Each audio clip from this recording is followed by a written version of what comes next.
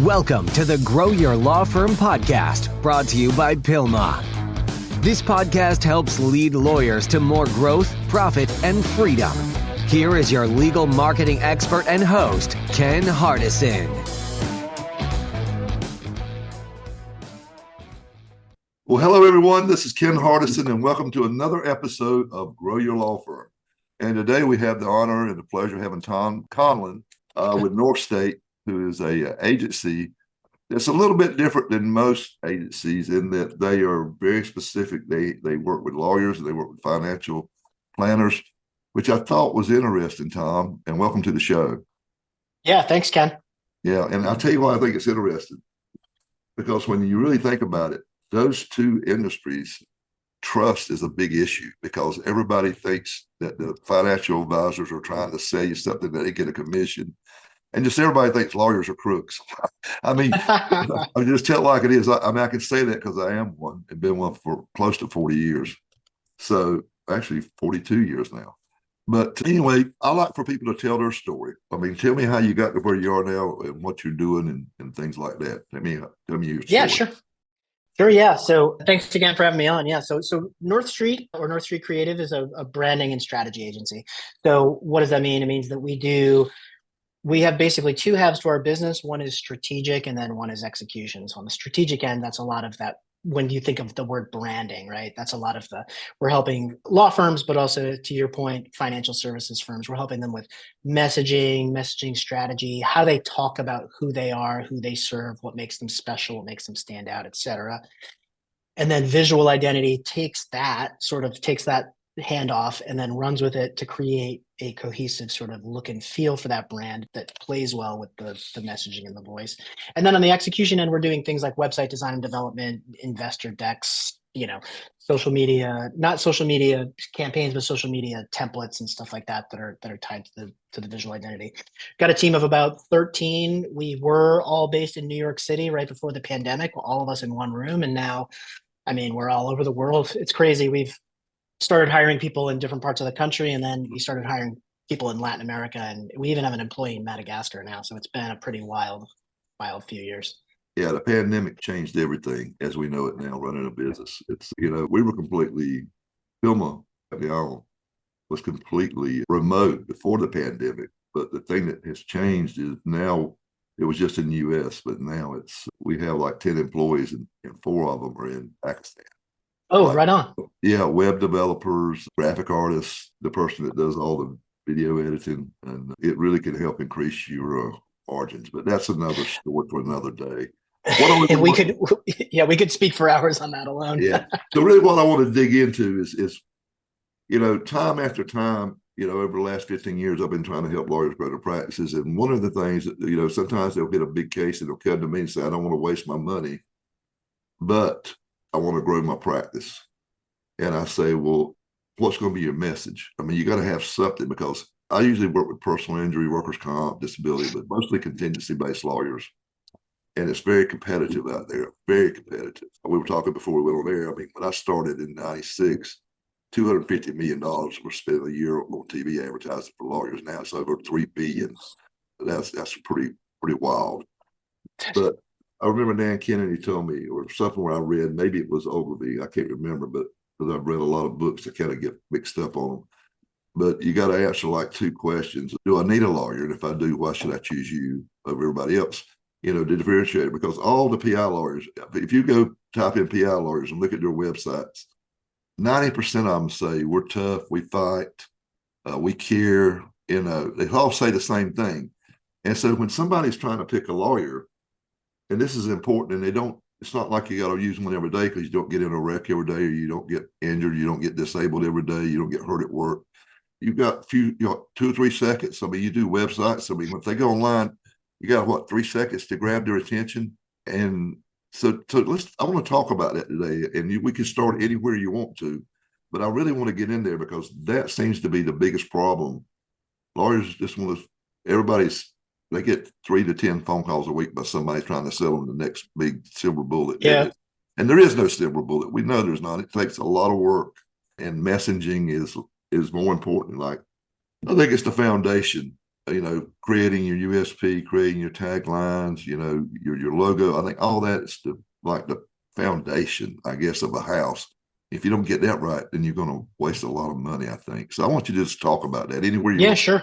Yeah, sure. So I think you're right, Ken. I mean, the messaging is foundational because that's what you build all of your marketing and sales efforts off of, right? If you haven't done that work, you don't have that foundation, then you're just shooting darts into the air. And so, you can do all the marketing in the world, but it won't land with anybody if you haven't done the work on the front end to figure out, your USP and all that. We can talk about what those are, right? And so I think when we talk about branding, a big piece of what we talk about is the verbal messaging, the verbal identity, or the messaging platform. Those are sort of kind of similar terms, but essentially what it boils down to is like who you are, who you do work for, what that sort of potential client, like what is it that keeps them up at night? What are they worried about? What do you do or have that can assuage that, help them sleep better at night? And then like, why are you different? Why should they choose you? And if you haven't really gone through those exercises to be able to speak to that, you can get in a room with personal injury lawyers and you're going to go down the line and they're all going to sound identical. And so, what's different about you? What's compelling about you? And compelling could be we take an interesting approach, or just that we have a lot of experience. I think that's definitely, I think that's definitely where I would start, is the messaging. Another piece is kind of, and we could talk about this later, but I think, I've done this with my own business, which is like niching down, right? It's like, we are not all things to all people at North Street. Like I don't build e-commerce websites for sneaker brands. I do branding and websites for law firms, financial services firms, and other like corporate B2B entities. And I think that, if we're talking about, let's just talk about the personal injury space. I think it's going to be much more compelling if you are a PI lawyer that you see those ones that focus on car accidents, ones that focus on, I don't know, mesothelioma or something like that. But like, that's much more compelling to a potential client than a law firm that you get to the website. It's like, oh, we do every injury under the book, no matter what it is. You can't be all things to all people, or don't you're nothing. Yeah. And the thing is like, one, it's hard to attract customers that way, but it's also impossible to market yourself that way. It's like, if you're going to be all things to all people, where do you start? Where's your audience? What are you saying to them? What is it that they're worried about? Well, if it's all things to all people, then your message has to be so generic in order to land that it's not going to land. Right. Yeah, I agree. I mean, what Dan Kennedy had told me, or maybe it's Jay Abraham, said there's riches and niches. It's like my organization. I mean, I coach and consult, and there's a bunch of them out there that just general law firm. I just do PI. And somebody said, why don't you do everything? I said, well, because you could get more people. No, you can't. I mean, you actually get more people when they feel like you're an expert.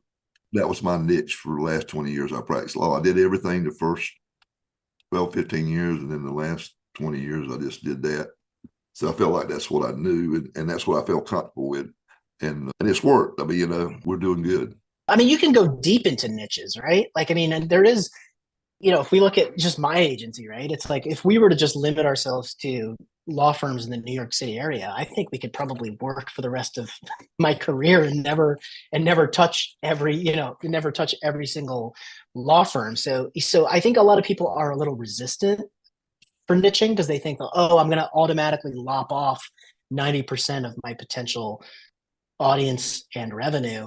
And it's actually the opposite. If you're able to niche down and really focus and show experience, and you're able to message very specifically to that niche, you're going to be so much more compelling than someone who's out there blasting a generic message to a generic audience. Yeah. So you said exercises a while ago. So is there any specific exercises that our lawyers out there that are listening, or anything they could read that would help them? Like, how do I, it's what I'm finding is it's just hard for them to come up with some kind of UPS, and then there's the tagline and all that kind of stuff. But yeah, is there any exercises out there? Is there any books on it or anything?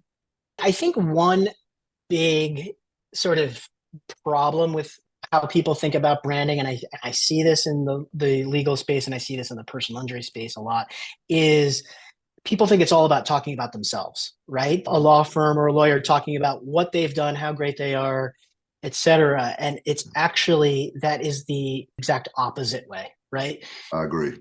What you want to do is you want to take yourself out of the picture.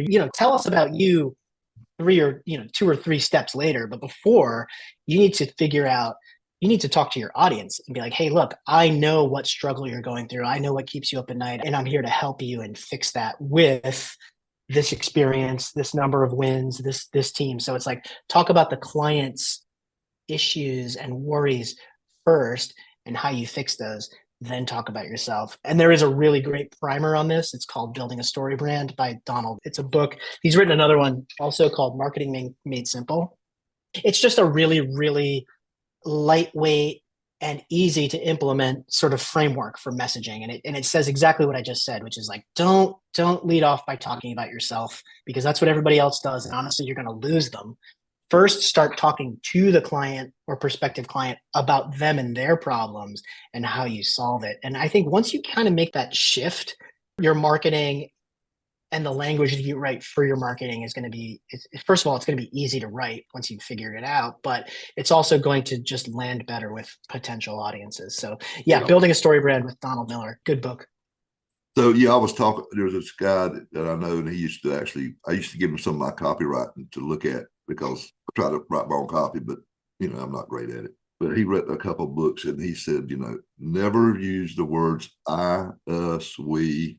Mm-hmm. It'll always be about you, them, their. It's all about them, because he said they want to know what's in it for them. They don't really care about you. They want the answers. Like you said earlier, what keeps them up at night? The other way to say that, you got to enter a conversation that's on their mind, right? Yes. I mean, if you can do that, then you got them. It's like when I did my marketing, when I had my practice, I had the 7 fatal mistakes accident victims make in North Carolina, how to avoid them. Well, that's right to them. And then when I had my Social Security practice in South Carolina, I said, my big headline was how to double your chances of winning your Social Security disability. Then I had all these other books and pamphlets about, the pitfalls, what not to do, what to do, how to handle this. I used to make my staff, of course, it's so old, it was before they even had computers, but we used to write down on a tablet all the questions when new callers and clients, because I figured this is the shit that they're worried about. And then I create content that would answer those questions, and of course, great headlines. That's important. But if you can enter, that tells you what's on their mind. I guess you could do it now with the Google keywords or whatever, AdWords or whatever, figure it out what people are typing in and asking. I did it the old-fashioned way because, of course, I'm old. But but I thought that was a good way to kind of figure out. I heard that what keeps them up at night. I said, well, that's going to be the questions they're asking, right? Yeah, and I think what you're talking about too is you're talking about the other side of marketing, which is like, or it's not the other side as if it's a flip of the coin, but it's the second piece, which is hitting them at the exact right time, right? Like, so first you need to be able to speak to your audience in a way that they'll be receptive to, which is, yes, okay, Ken has gone through this before. He's done this before. He recognizes me and my whatever issue I have, and he's demonstrated that he understands that need, has experience fixing it or helping it, and has made me feel comfortable. And so, okay, I'm interested. But the other half of that is hitting someone in that position at that right time, when they decide at that moment, okay, I need a personal injury lawyer, and they go look for one. You want to have done that work, right? You want to have that messaging all set up so that when they go and they look for you and they're looking at a bunch of different options, some of those are going to be really generic. Some are going to be in the wrong area of practice. And then they're going to land on your messaging and be like, oh, wow, like this guy or this person is really connecting with me. But again, you can't do that, even have valuable or effective marketing language without first figuring out, how you're talking to your potential audience. And like what you're talking about is developing thought leadership, right? Which is a big tactic for law firms of all kinds now, which is posting content in the hopes that it gets caught up by Google at that exact time when that person's looking for whatever it is that they're looking for. Yeah, it's pretty neat. And here's something the lawyers, I'll be at conferences trying to talk about this. And they say, well, listen, we all do the same thing. We all got the same rules. How can we differentiate ourselves? And then I remember this, that I don't know if it was Ross Reeves or Russell Reeves or whoever, but I was reading, this thing about preemptive USP, like you just be the first one to claim it, right? It's like when I had my law practice, my differentiator really was, and it drove the lawyers crazy, my competition crazy. I said, no one can guarantee results and neither can we, but no one can ethically guarantee you results and neither can we, but we can and we do. I guarantee you that if you're not completely satisfied the way we treat you in your case, first 30 days, you come get your file, no fees, no costs. Well, really, the ethics rules, PI lawyer contracts are lawyer contracts are not contracts because the client can fire you anytime. And they're only entitled to quantum merit, which is the value of the work you did, which the first 30 days is really just noticing everybody, getting everybody, get maybe 5 or 6 letters, which is nothing, right? It's nothing. So I took something that was already there, but I just claimed it. And when we did that and I changed my ads to that, our calls went up 23% by just changing that one thing. So I felt like that was, they call it risk reversal, because people, when they're trying to choose a lawyer, they don't know. They see all these, how do I choose? I mean, that's a big question. It's like me, if I got cancer and had to pick a doctor, I want to pick the damn right one, and I wouldn't know how to do that. I mean, you got to think about it that way. I mean, most time when they're getting lawyers or financial advisors, it's a big deal. We're talking about big money and your life and your future and your family's future, and I don't think we think about that enough. You know what I'm saying? I agree. I mean, a big part of marketing or just the sales process in general is risk mitigation or minimization, right? And it's the risk that the potential client is taking on, right? And so they want to minimize as much risk as possible. And the risk is I've chosen the wrong lawyer, or this lawyer's way more expensive than I thought, or not as talented as I thought, or whatever. And so the whole process of picking a lawyer, once you know you need one or once you think you need one, is all about minimizing the potential risk. And so as the lawyer that's marketing to this person, that again goes back to that sort of concept of like, what is it that keeps them up at night? They're afraid of something or they're worried about something. So like, ease them in, just minimize the risk on their end. And what you did, Ken, with that guarantee is you took almost all the risk away completely, right? It's like, hey, if you're not satisfied, 30 days, like we'll call it what it is and we'll just go our separate ways. That almost erases any kind of risk that the person might experience besides time, that those sort of 30 days, but that's pretty minimal. If you're choosing between 3 different potential law firms to work with, and one's going to give you, just sort of say, hey, didn't work out, here's your money back. I mean, talk about minimizing risk. I mean, that's almost making the choice too easy. I know. And then the deal in 7 years before I sold out, I had 2 people come get their files. 2 in 7 years. Yeah. I mean, that's the sort of, you have to create a guarantee that is, one, like legally permissible, right? But also, I mean, it's going to take a person, the way it's worded and the way it's framed. I mean, I honestly have thought about a similar thing in my business. And I've also interfaced with other like consultants for my business. And it's the same thing. It's like, hey, look, we'll have a 8-hour meeting, 2 8-hour meetings. We'll dive in, we'll do a deep dive. And if after the second meeting, you don't think that this is for you, then I like that. See, that makes me go our separate ways. I always preach this. If you got to do business with a person that don't give you a bailout clause at least 90 days, even if they don't give you money back, then they're not confident in what they do. I mean, you know what I'm saying? I mean, like I run masterminds and they're expensive, and I got competitors that run them, and they want them to sign 1 year, 2-year contracts. Mine's month to month. Come to the first week, you don't like it, you get a refund. After that, you quit anytime you want to, and that's another risk. It just takes it off of them. But I tell them, I said, I don't want your money if you don't think I'm worth it. Why would I want your money? Yeah, I believe that. I mean, why would I want your money if you don't think you're getting value? All you're going to do is go talk shit about me. Right. Yeah. And you don't need that. I mean, you just don't need that.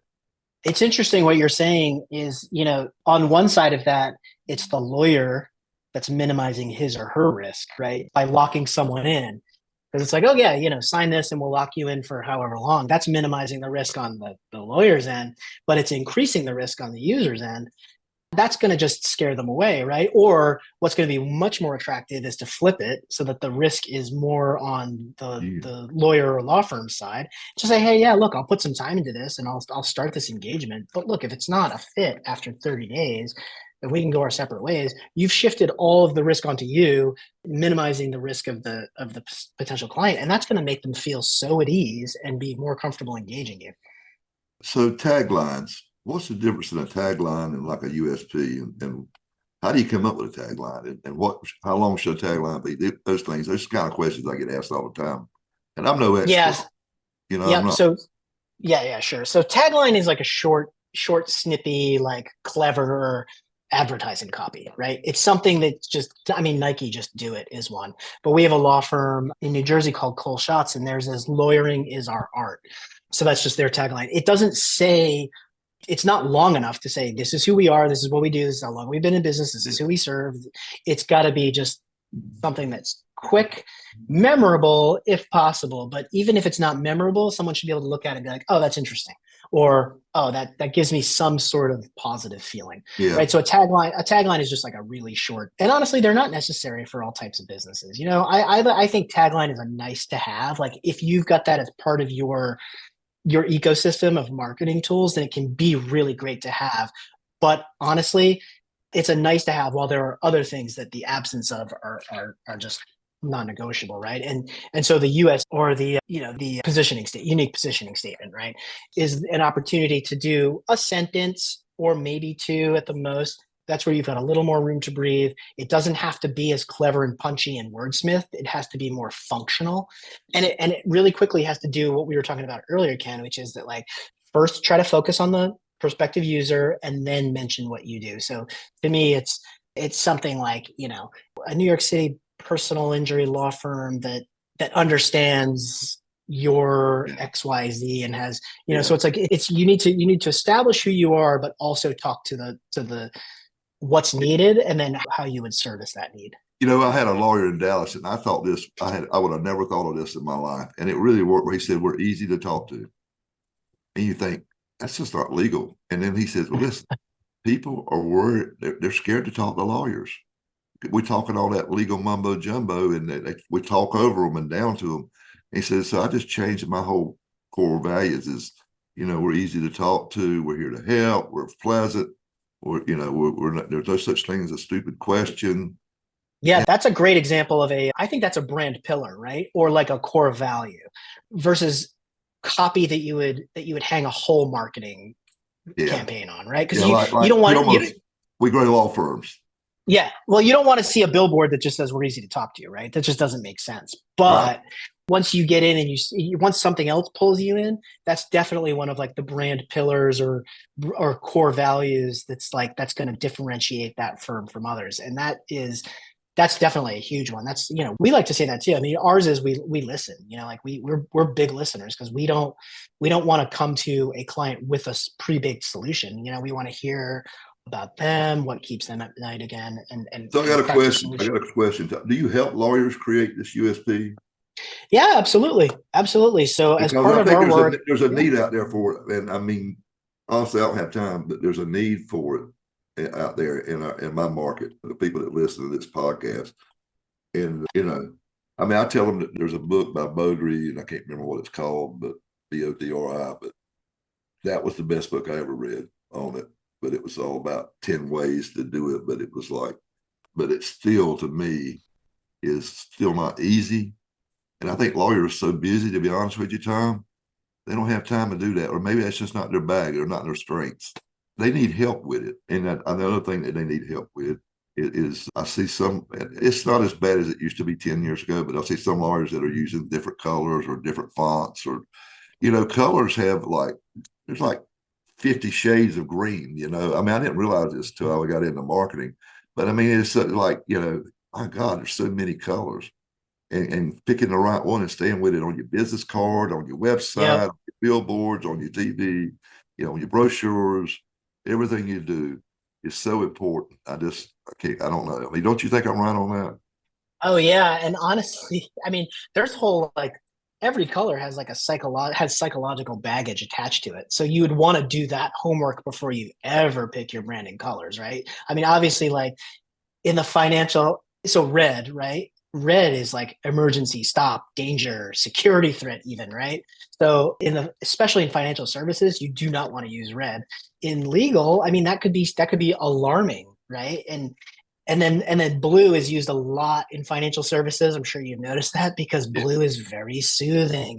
It's the ocean. It makes me feel, or it's a glass lake. It makes me feel very, very calm and I trust and I take care of. So that's why you see blue a lot in financial services. And we have an article on our blog actually about the psychology of colors. I'd recommend check that out, or just read Psychology of Colors anywhere, because that's a good place to start. Just baseline, like, do not choose orange for this reason. Orange is also like hazard. That's why it's the color of cones on construction websites and vests, because it's associated with alarm or danger. It's like, if you're going for that, okay, but you're probably going for something more soothing, more like, I'll take care of you. And so blue is one way to do that, but also blue is just overdone in financial services. Maybe not legal.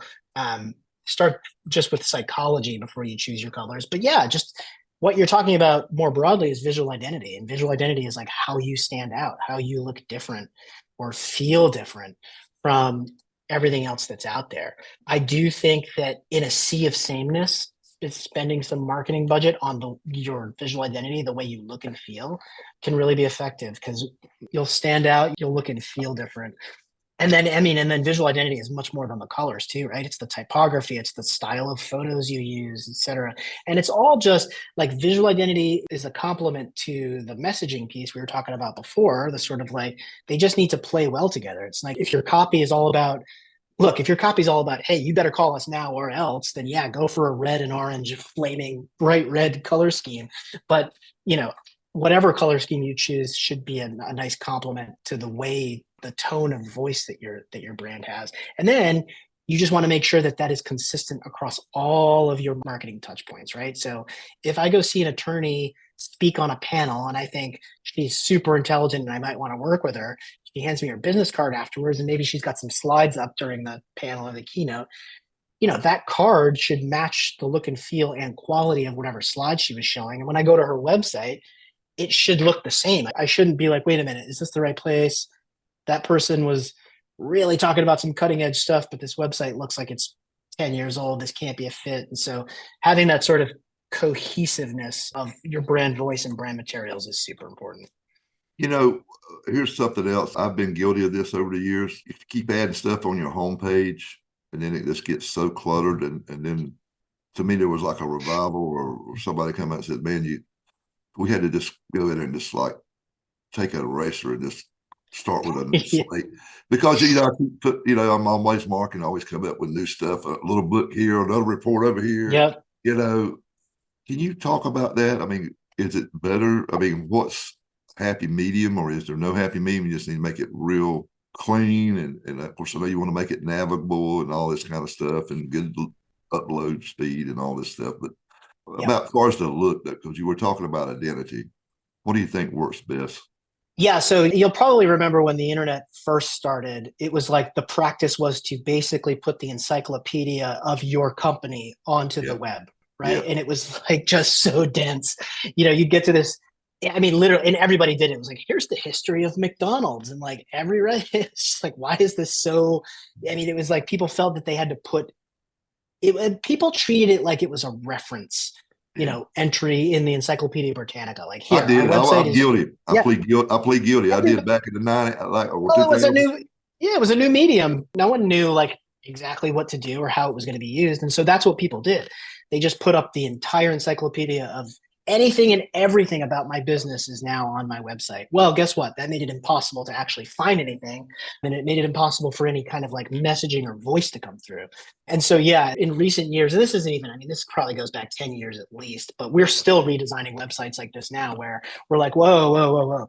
Streamline, make it like bite-sized, right? And also, Ken, since the original web, attention spans have shrunk tremendously in those decades, right? And so maybe what was right, maybe it was the right call in the 90s to put up your entire company history and every little thing that you've ever done, because attention spans were different back then than they are now. And so everything is like, it has to be digestible, bite-sized. You have to be able to get it, understand it, and respond either negatively or positively to it pretty quickly. I'd say that there's a couple of elements to that. One is, I think the best websites The best websites do two things because there are two different audiences. I mean, your website might have 5 different audiences when I'm talking about potential clients, potential employees, members of the media, whatever. But there are also these two overarching groups. One is the people who know exactly what they're looking for and they just need to find it. And then 2, the ones who are on like a discovery kind of a mission, right? They don't know what they want. They're just sort of looking around, and your website needs to service both of them, right? So if I want to find that white paper you did on whatever, I should be able to find it within 2 clicks, right? I should be able to go up to your navigation, go to resources, get on the resources page, filter down to white papers and find it right away. But what if I don't know what I'm looking for and I'm just trying to figure out if we might be a fit? Well, then your website has this sort of second job. The first job, what I was talking about before, is there has to be a reference element to it that lets you easily find what you're looking for. But then there has to be that discovery kind of narrative element to it that just says, hey, you might not know why you're here. Here's who we are. Here's who we serve. Do you fit our client profile? Here's what keeps you up at night. Here's what makes us different. And then I like to think of homepages on websites as like a table of contents, right? So it's like, here's an overview of, we're going to show you our practice areas. Maybe we'll introduce you to a lawyer. Maybe we'll show you some case results, a white paper. Maybe we'll show you what it's like behind the scenes to work here. And all of those are different entry points into like different parts of the website for a person that's not sure why they're there, right? But the website also has to have that piece, which is, hey, you came here to look for a specific white paper. I'm going to make it easy for you to find it. Now, the other half, kind of what we were talking about just a second ago about like, do you throw the dictionary or encyclopedia on your website? There is a struggle. There's this sort of back and forth between search engine optimization and user experience, right? And so search engine optimization, in order to play the game according to Google's rules, is to put a lot of copy on your website, a lot. So you're writing articles and articles and articles in the hopes that these keyword dense articles get picked up by other outlets that start linking to you and by the crawlers, more importantly. Unfortunately, that's not the best user experience. I mean, we have that all the time, where an SEO consultant that we work with will provide recommendations, and we have to tell the client, okay, that's the recommendation, but we also have to make the site usable, right? It has to be, you can't throw the dictionary at Google and expect a human to want to use the website that way. And so a lot of website design and development is finding that fine line, right, between being informational, but also being like digestible. Yeah. So anything else, because we're getting towards the end, anything that I hadn't asked you that I should ask you, or something that you think, if nothing else, this is what you need to take away from listening to me today? Yeah, sure. I've been doing some thinking lately, kind of just going to 2024, about this idea of your branding punching above its weight. And what I mean by that is, I think that a good approach to branding is to not just look at your competitors, but to look at your aspirational competitors. And so what do I mean by that? Like, if you're a firm of 10 people, yes, you want to look at what other firms that size are doing and saying, but you also want to look at the few hundred, 300, 1,000 person law firm potentially, see what they're doing, see how they're conducting themselves, how they're talking about themselves. And, try to infuse a little bit of that into your branding. Punch above your weight. Like, I think people want to be like, whoa, I'm getting this like amazing law firm that's in league with these giants, but they're affordable and accessible to me. I've been thinking about that as an approach to branding lately, just simply like kind of punching above your weight, whether you're a law firm or an agency like mine. I want it to look like we're we're in league with agencies that are much, much bigger, but we're smaller, less bureaucratic, and honestly more affordable than these large agencies that won't touch something for less than $500,000. Yeah. Let me ask you this, because I forgot to ask you this.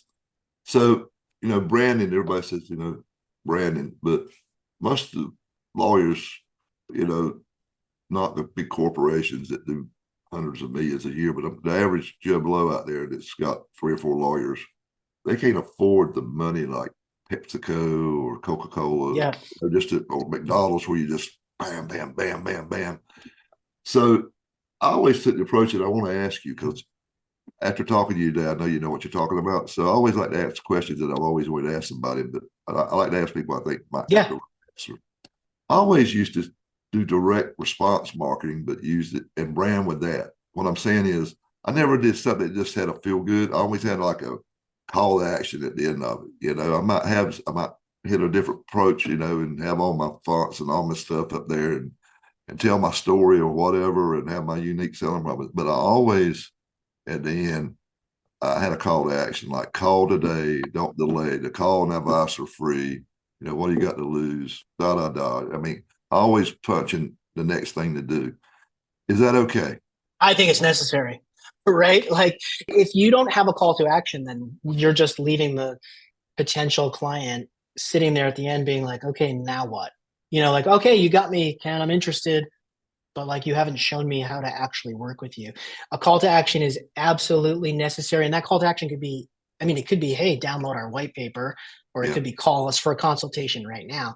I think, you want somebody to be able to say, yes, I've identified that I may be a potential fit here. And now here I'm going to do what I need to do to get in touch with you. Text me or call me or email me or. Yeah. There are, you'll see ads that don't have call to action. And a lot of times that's general brand awareness, like a GE, right? Or like a huge company.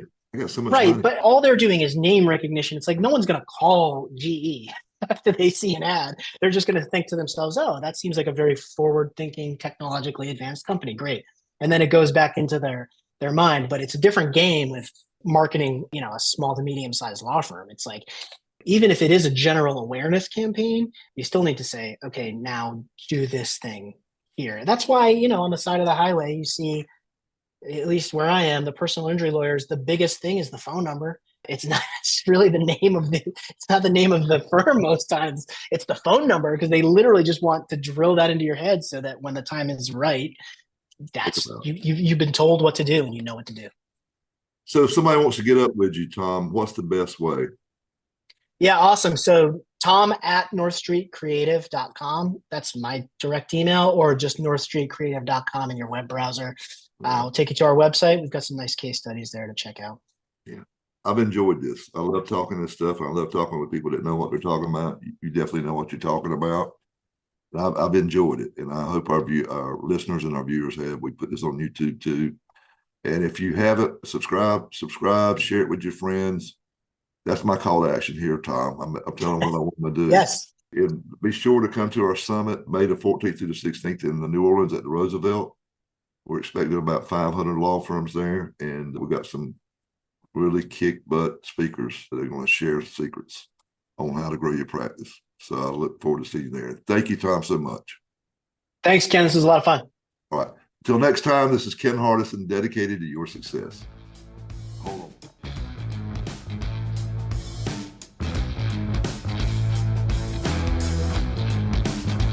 You have been listening to the Grow Your Law Firm podcast, the podcast that leads lawyers to more growth, profit, and freedom. Go to growyourlawfirm.com to find more ways to market and manage your law firm. Please leave us a rating and review wherever you listen to your podcasts.